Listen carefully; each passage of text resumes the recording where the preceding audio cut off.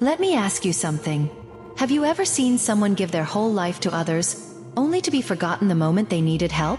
Because that's what happened to my grandmother. And what she did next shocked everyone.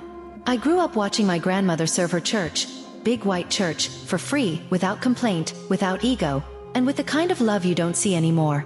She wasn't just a member. She was the invisible engine that made everything run. She worked the nursery every single Sunday.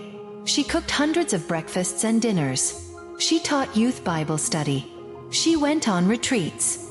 She fixed the pastor's mistakes without telling a soul. She was the kind of woman who, if the church needed something, didn't ask why, she asked when. And she never bragged. Never asked for recognition. Never asked for anything in return. But here's the thing about people like my grandma. They make others look good. And people who look good don't always appreciate the ones making it happen. Especially not the leadership of Big White Church. The senior pastor, let's call him Pompous Pastor, had a voice like a politician and the ego to match. The assistant pastor, Ass Pastor, was the kind of man who only noticed you if you were useful to him. But Grandma? She never said a bad word about either of them. She believed kindness could fix anything. I wish she had been right. When Grandma was 73, everything changed. She broke her back in a car accident. Doctors told her she'd never walk again. But she didn't cry. Not once. I remember thinking she was unbreakable. But the truth is, people can break you just as easily as accidents can. Her body stayed homebound, but her heart stayed faithful. She reached out again and again to her church, asking for visits, calls, prayers, anything. Nothing. 10 years. 10 years. Not one visit. Not one phone call. Not one thinking of you card. But it gets worse. Near the end of her life, Grandma wanted to plan her own funeral. It meant something to her. So she asked for Pompous Pastor, the man she'd known for over 30 years, to visit her. He was too busy. But as pastor, he showed up. Not to help. Not to comfort. Not even to pray. Within minutes he said it. Have you considered remembering your church in your will? Lay up your treasure in heaven. My grandfather, former Marine, steel worker, the toughest man I know, told him, this is neither the time nor the place. But as pastor didn't stop. He brought it up again. And again. And again.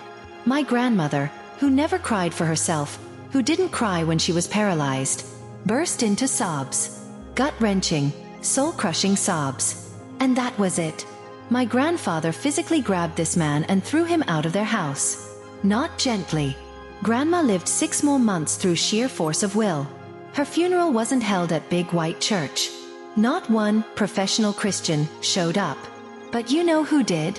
Everyone whose lives she touched.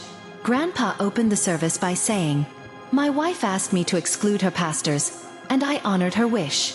Then he invited the whole room to speak. We cried, we laughed, we sang her favorite hymns. It was the most beautiful service I've ever seen.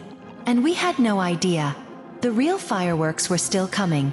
A couple weeks later, we met at the lawyer's office for the reading of Grandma's will. And guess who showed up? Pompous Pastor. Ass Pastor. Looking like kids about to open Christmas gifts. They were told Grandma had left money to them personally. And to the church. They sat right at the front of the room. Pinned in. No escape. Perfect. The bequest started small. Sentimental items. Family heirlooms. Then money to the grandchildren. Then larger amounts to her children. Then donations to charities.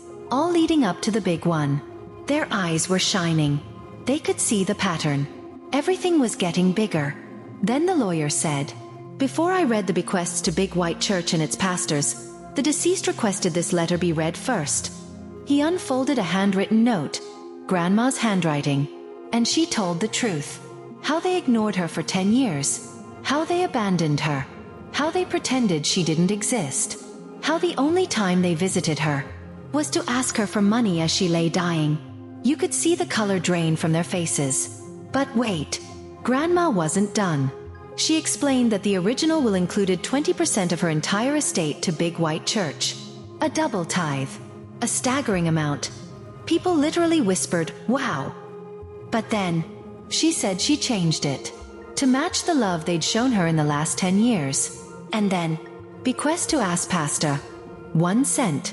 Bequest to pompous pasta, 1 cent. Bequest to big white church, 1 cent. They looked like their souls had left their bodies. And I swear, we all held our breath. Because we knew Grandma wasn't done. There was one final bequest. The lawyer said Grandma wanted her last gift to go to a charity called Black Charity.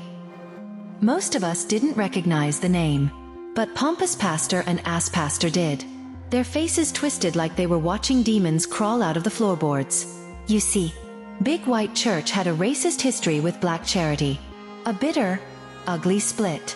The kind of bigotry Grandma always despised. And Grandma? She left that charity the exact same amount Big White Church would have gotten.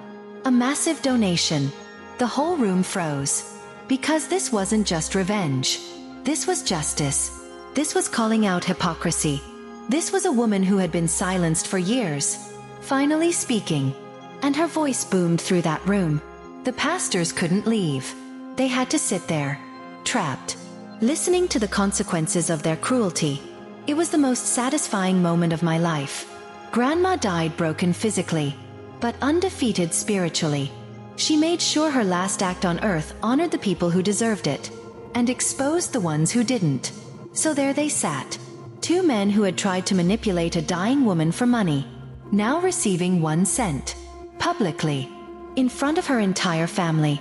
And then hearing her final message.